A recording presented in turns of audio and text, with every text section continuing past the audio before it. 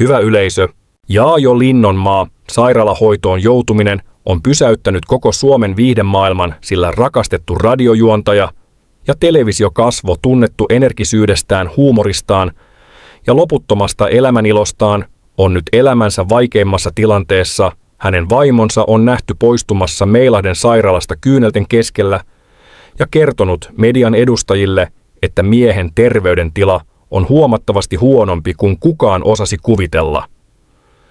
Kulissien takana on viime kuukausina tapahtunut jotakin, jota kukaan ei tiennyt, kun kamerat sammuivat ja valot sammuivat. Jaajo vetäytyi hiljaa pois. Julkisuudesta hänen ystävänsä ovat kertoneet, että hän kärsi salassa kovista uupumusoireista ja sydämen rytmihäiriöistä, joita hän yritti pitkään peitellä, jotta fanit eivät huolestuisi, mutta keho ei enää kestänyt. Viikko sitten kuvauksissa hänen vointinsa romahti ja ambulanssi kiidätti hänet sairaalaan. Lääkärien mukaan tilanne oli vakava ja vaati välitöntä hoitoa. Jaajon vaimo on ollut koko ajan hänen rinnallaan, järkyttyneenä ja väsyneenä, mutta päättäväisenä tekemään kaikkeensa miehensä toipumisen eteen. Hän on kertonut, että Jaajo on ollut viime aikoina hyvin hiljainen mietteliäs ja puhunut paljon elämän rajallisuudesta sekä siitä, miten hän haluaisi hidastaa tahtia ja keskittyä perheeseensä. Moni kollega on lähettänyt tukiviestejä ja sosiaalinen media on täyttynyt sydänemojista rukouksista ja toivotuksista, että kansan rakastama tähti selviäisi tästä kriisistä. Hänen ohjelmansa on keskeytetty ja tuotantotiimi on ilmoittanut, että kaikki tulevat esiintymiset on toistaiseksi peruttu, koska lääkärien mukaan Jaajon on nyt keskityttävä täysin terveyteensä. Hänen ystävänsä ovat sanoneet, että tämä on herätys koko viihdealalle siitä, kuinka julkisuus ja paine voivat viedä ihmiseltä voimat. Vaikka hän näyttäisi aina iloiselta ja vahvalta, moni on paljastanut jälkeenpäin, että oli nähnyt merkkejä väsymyksestä ja stressistä. Mutta kukaan ei uskaltanut kysyä, miten hän oikeasti voi nyt. Kun totuus on paljastunut, yleisö on järkyttynyt ja liikuttunut samaan aikaan. Se, että niin positiivinen hahmo kuin Jaajo Linnonmaa voi romahtaa näin rajusti, on saanut monet pysähtymään ja miettimään omia arvojaan. Hänen vaimonsa on pyytänyt medialta rauhaa, mutta samalla kiittänyt faneja valtavasta rakkaudesta ja tuesta, joka on tulvinut heidän kotiinsa kaikkialta Suomesta. Jaajo on ollut uransa aikana aina se, joka sai muut nauramaan, mutta nyt hän on se, joka tarvitsee muiden voimaa ja toivoa tämän synkän hetken yli, kun sairaalan hiljaisissa käytävissä käydään taistelua terveydestä. Koko maa pidättää hengitystään, toivoen, että tuttu ääni palaa vielä radion yhtä lämpimänä ja elämäniloisena kuin ennen. Sairaalasta kantautuneet uutiset Jaajo Linnonmaan tilasta ovat järkyttäneet koko maata, ja median huomio on keskittynyt Meilahden sairaalan valkoisiin seiniin, joiden sisällä yksi Suomen tunnetuimmista miehistä käy läpi elämänsä kovinta koetusta. Läheiset ovat kertoneet, että Jaajon tila on ollut vaihteleva ja että hän on joutunut useisiin tutkimuksiin, joilla pyritään selvittämään äkillisen romahduksen tarkka syy. Lääkärit ovat todenneet, että kyseessä ei ollut pelkkä uupumus, vaan vakavampi fyysinen ongelma, joka oli kehittynyt pitkään salaa ilman näkyviä oireita. Viime viikkoina ennen sairaalaan joutumista Jaajo oli vetäytynyt yhä enemmän pois ystävien tapaamisista ja ollut poikkeuksellisen hiljainen. Hänen tuttavansa kuvaavat, kuinka aiemmin aina naurava ja energinen mies oli alkanut vältellä kameroita, perhetilaisuuksia ja jopa läheisiä kollegoitaan. Hänen vaimonsa kertoi, että hän vietti öitä hereillä ja kärsi jatkuvista sydämen tykytyksistä, mutta kieltäytyi menemästä lääkäriin, koska uskoi, että kaikki oli vain stressiä, työn ja julkisuuden aiheuttamaa painetta, mutta keho ei kestänyt enää yhtään enempää. Kriittinen hetki tapahtui kesken erään kuvauspäivän, jolloin hän menetti tajuntansa ja kaatui lattialle.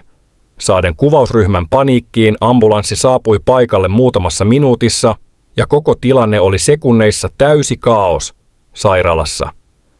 Hänen tilansa vakavuus yllätti jopa kokeneet lääkärit, sillä hänen elimistönsä oli täysin uupunut ja sydämen toiminta epävakaata. Hänen vaimonsa on ollut järkytyksestä murtunut ja kertonut, että he eivät koskaan uskoneet, että näin vahva ja elinvoimainen ihminen voisi romahtaa näin nopeasti. Hänen sanansa ovat saaneet fanit kyyneliin.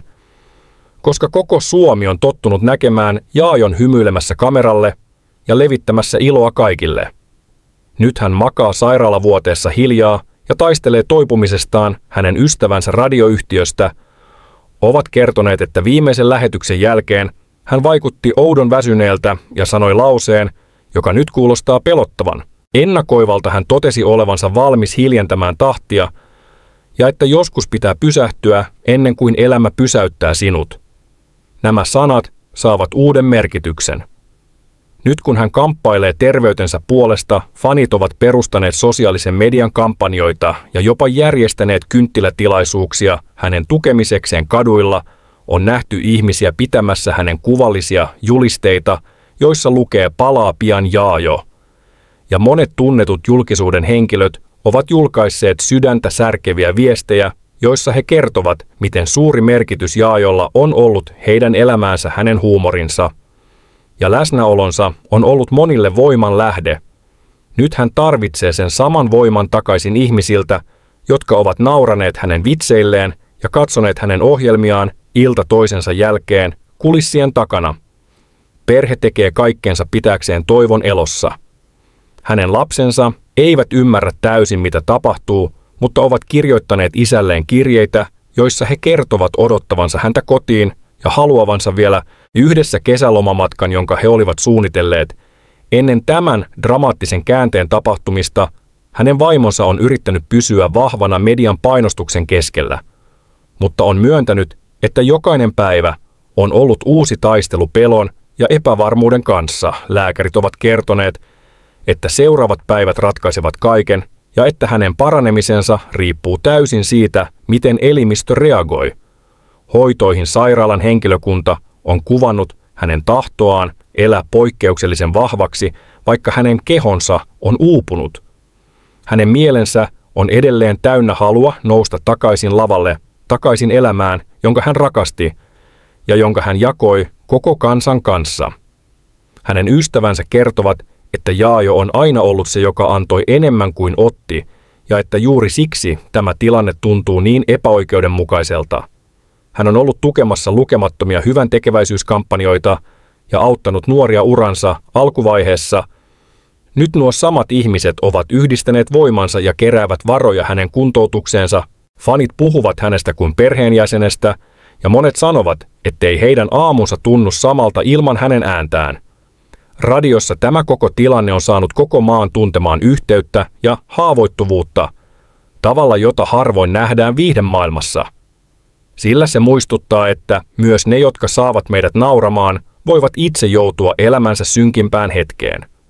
Jaajon tarina ei ole vain sairastumisesta, se on myös peili siitä, miten helposti unohdamme inhimillisyyden julkisuuden keskellä. Hänen vaimonsa sanojen mukaan Jaajo haluaisi, että ihmiset oppisivat tästä pysähtymään, kuuntelemaan kehoaan ja arvostamaan sitä, mikä oikeasti merkitsee perhettä. Ystäviä terveyttä, hänen hiljainen toiveensa on, että tämä kokemus muuttaisi häntä ja ehkä myös muita, jotka elävät jatkuvassa kiireessä. Median ja yleisön reaktiot Jaajo Linnonmaan sairaalaan joutumiseen ovat olleet ennennäkemättömän voimakkaita. Sosiaalinen media on täyttynyt tuhansista viesteistä, joissa ihmiset jakavat muistonsa, kuvansa ja rakkauden tunnustuksensa tälle suomalaisten arjen sankarille. Fanit ovat kertoneet, miten heidän aamunsa alkavat aina hänen äänellään ja kuinka hänen huumorinsa on pelastanut heidät vaikeina päivinä. Useat tunnetut artistit ja juontajat ovat astuneet julkisuuteen kyynelsilmin puhuen Jaajon vaikutuksesta heidän elämäänsä ja uransa alkuvaiheisiin. Hänen työtoverinsa radioasemalla kertoivat, että he ovat shokissa ja että studio tuntuu tyhjältä ilman hänen nauruaan ja energiaansa. Mutta dramaattisin hetki koettiin, kun sairaalasta vuotanut kuva. Jaajosta herätti valtavan kohun kuva, jossa hän makaa sairaalavuoteessa kalpeana ja väsyneenä, levisi hetkessä kaikkialle ja sai ihmiset pysähtymään. Kuvatekstit olivat täynnä toivoa, mutta myös epäuskoa, ettei tämä voisi olla sama mies, joka vielä kuukausi sitten loisti televisiossa. Hymyillen ja vitsaillen toimittajat ovat raportoineet, että sairaalan pihalla on jatkuvasti kymmeniä kameroita ja reporttereita odottamassa lausuntoa perheeltä tai lääkäreiltä. Mutta kukaan ei ole uskaltanut sanoa mitään. Virallista silti eräs sisäpiirilähde on paljastanut, että Jaajon tila on alkanut hiljalleen vakautua ja että hän on reagoinut hoitoon paremmin kuin kukaan odotti. Tieto on saanut fanit liikuttumaan ja toivo palaamaan, monien silmissä kyyneleet vaihtuivat hetkeksi hymyyn, kun televisiossa näytettiin vanhoja pätkiä hänen ohjelmistaan. Ja ihmiset kirjoittivat kommentteihin, että he odottavat hänen palaavan entistä vahvempana, mutta samalla paljastui uusia yksityiskohtia hänen viime kuukausistaan. Useat kollegat kertoivat, että jo keväällä hän oli valittanut jatkuvaa väsymystä ja rintakipuja, mutta oli vähätellyt niitä ja jatkanut työskentelyä tauotta.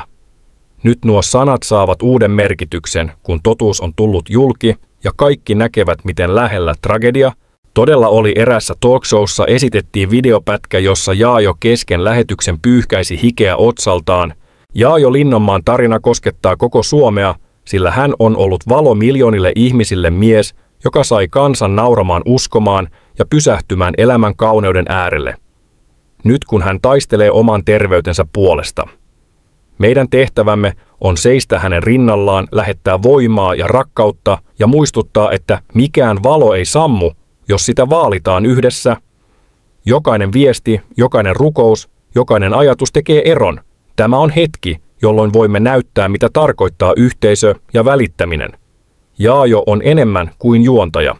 Hän on symboli elämänilolle ja rohkeudelle olla oma itsensä vaikeimpinakin hetkinä. Toivokaamme, että hän palaa pian takaisin mikrofonin ääreen entistä vahvempana ja inspiroivampana. Jos sinäkin uskot, että hyvyys ja toivo voittavat ja että Jaajo ansaitsee kaiken tuen, klikkaa tykkää ja jaa tämä video. Jotta hänen tarinansa ja henkensä saavuttaa jokaisen kodin, älä myöskään unohda tilata kanavaamme pysyäksesi mukana kaikissa koskettavissa hetkissä, jotka muistuttavat, miksi rakastamme näitä ihmisiä, jotka tekevät maailmastamme valoisamman